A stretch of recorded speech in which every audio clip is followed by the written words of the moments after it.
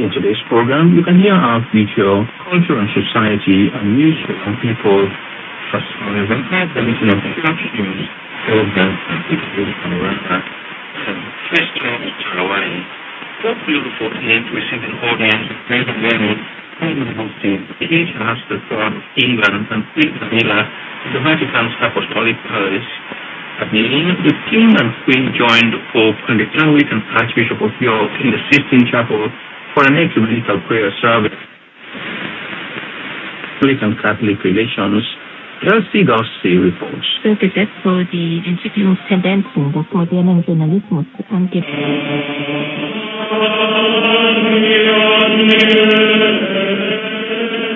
Together with the Most Reverend Stephen Constable, the 98th Archbishop of York, Pope Leo led a midday prayer comprising of psalms and a gospel reading. The famous Sistine Chapel was filled with a number of ecumenical guests, including the Archbishop of Westminster and the President of the Catholic Bishops' Conference of England and Wales, and the Archbishop of St. Andrews at Edinburgh.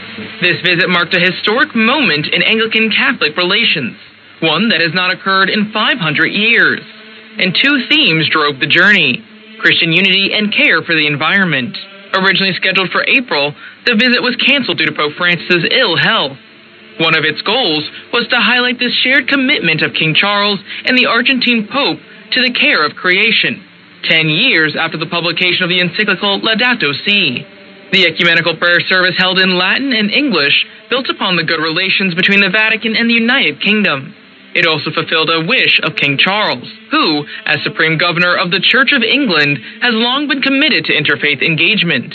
From the opening hymn, the theme of Christian unity and ecumenism was evident. The original text was written by St. Ambrose of Milan, a doctor of the Church. It was translated by St. John Henry Newman, who was an Anglican for half of his life before converting to Catholicism. King Charles had attended the canonization ceremony of this English theologian in 2019. Continuing this atmosphere of communion, the chapel was filled with the voices of the lay clerks of St. George's Chapel at Windsor Castle and the children of the Chapel Royal of St. James's Palace.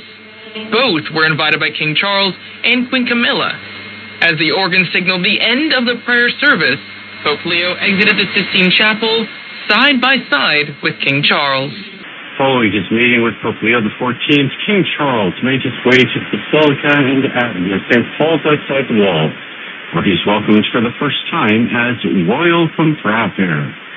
In his official greeting, Cardinal James Harvey, the Archpriest of the Papal Basilica, highlighted the historic links between St. Paul's and England, going back to the arrival in England of the first Roman missionaries to the island kingdom.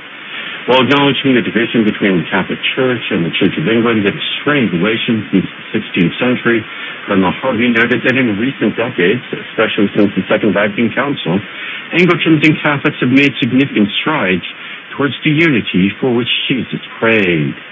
The Cardinal Archpriest highlighted the gift of confraternity as a gesture of hospitality and spiritual fellowship, reflecting the mutual respect between Pope Leo and King Charles, as well as the historic ties between the English monarchy and St. Paul's outside the walls, and the deep friendship between the Roman Catholic Church and the Church of England.